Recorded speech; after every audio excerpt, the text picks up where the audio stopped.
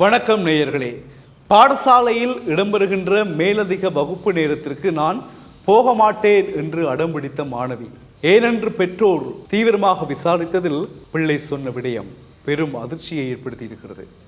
5ஆம் தரத்தில் கல்வி கற்கும் 10 வயது மாணவிக்கு பாடசாலை அதிபரால் இப்படி ஒரு நிலைமையா என்கின்ற அளவிற்கு உண்மையில் கட்டும் கோபம் வருகிறது. பார்ப்போம் செய்தியை. கிழக்கு மாகாணம் மட்டக்களப்பு ஏறாவூர் பிரதேசத்தில் ஆரம்ப பாடசாலை ஒன்று, பெயரை குறிப்பிட நாங்கள் விரும்பவில்லை. பாடசாலையில் கிட்டத்தட்ட 5ஆம் தரத்தில் 6 மாணவர்கள் தான் படிக்கின்றார்கள். அதில் 3 ஆண் பிள்ளைகள், 3 பெண் பிள்ளைகள்.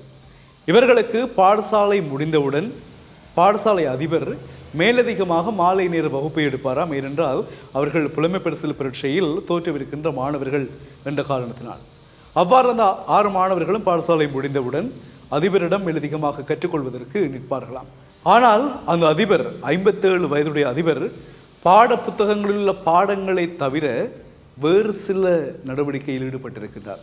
என்னவென்றால், தான் வைத்திருந்த ஸ்மார்ட் போனில் இருந்த சில பிள்ளைகளுக்கு காட்டக்கூடாத, அறிவிக்கத்தக்க, வெளிப்படையாக சொன்னால் சில ஆபாச காட்சிகளை கொண்ட படங்களை அவர் வைத்திருந்திருக்கின்றார். அதை அந்த மாணவிகளுக்கும் காட்டியிருக்கிறார். இப்போ நாங்கள் எங்களுடைய ஆசிரியர் சமூகம் எந்த அளவு இருக்கிறார்கள் என்று பாருங்கள். 10 வயது பிள்ளைகள், 5ஆம் தரம் ஸ்காலர்ஷிப் பிள்ளைகள் தன்னுடைய ஃபோனில் இருந்து அந்த படங்களை காட்டியிருக்கிறார். இதனால் ஒரு மாணவி வீட்டில் சொல்லியிருக்கின்றார், நான் இனிமேல் பாடசாலையில் இந்த வகுப்பிற்கு நிற்க மாட்டேன், நான் வீட்டை வரப்போகிறோம், வந்து ஏற்றுங்கோ. அப்போ அப்பா அம்மா இல்லை நீ போத்தாவணும், மற்ற பிள்ளையெல்லாம் படிக்கணும், உனக்கு என்ன படிக்க பஞ்சியா, இதா ஏன் இப்படி கட் பண்ணுற, அப்படி என்னென்ன பாஸ் பண்ணுறது, ஒரு அதிபர் மினைக்கட்டு படிப்பிக்கிறார், நீங்கள் பாஸ் பண்ணணும்ன்ற மாதிரி கடினமாக பேசியிருக்கிறார்கள். பேச்சை தாங்க முடியாத ஒரு கட்டத்தில் மாணவி சொல்லியிருக்கின்றார், இல்லையம்மா இதுதான் பிரச்சனை. உடனடியாக அதிர்ச்சி அடைந்த பெற்றோர் 119 அவசர இலக்கத்திற்கு போலீசாரை தொடர்பு கொண்டு விடயத்தை சொல்லியிருக்கின்றார்கள். உடனடியாக விரைந்து வந்த போலீசார் அந்த பாடசாலை மாணவிகள் ஒவ்வொருவருடைய வீட்டுக்கும் சென்று அந்த அதிபர் சம்பந்தமான விடயங்களை வாக்குமூலங்களாக பெற்றிருக்கின்றார்கள். பெற்று அந்த அதிபரை சந்தித்து அவருக்கான முறைப்பாட்டை பதிவு செய்து அவரை அழைத்து விசாரித்து கொண்டிருக்கின்றார்கள்.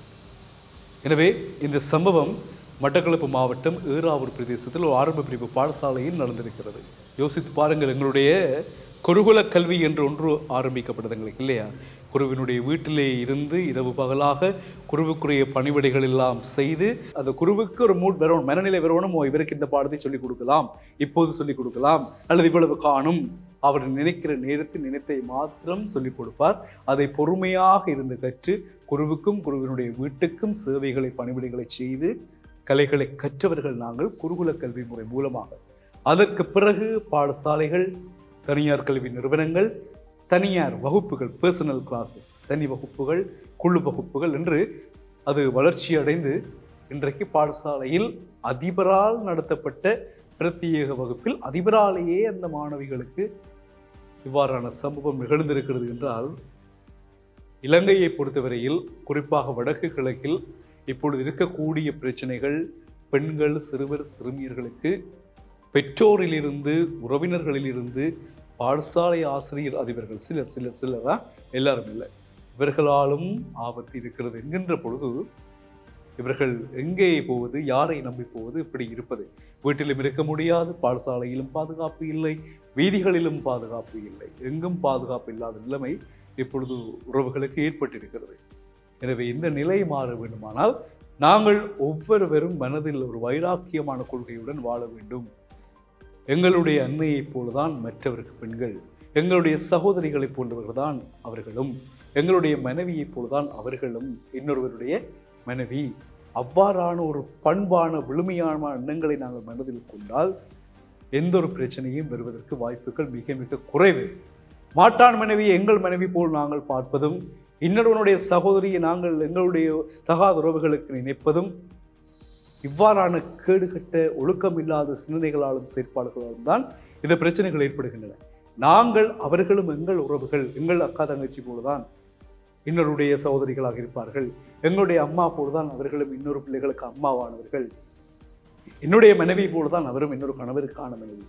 அப்போ நாங்கள் அதை கண்ணியமான உறவுமுறை மனதில் நினைப்போமானால், நினைக்கும் பொழுது மட்டும்தான் இவ்வாறான விடயங்களை களைய முடியுமே தவிர சட்டத்திட்டங்களால் என்பது மிக மிக குறைவு. ஆனால் ஒரு காலம் ஒரு சட்டம் இருந்தது, அது கொண்டு வரப்படுமானாலும் வெற்றியாக அமையும் இல்லையா? மீண்டும் சந்திப்போம் உறவுகளே, வணக்கம்.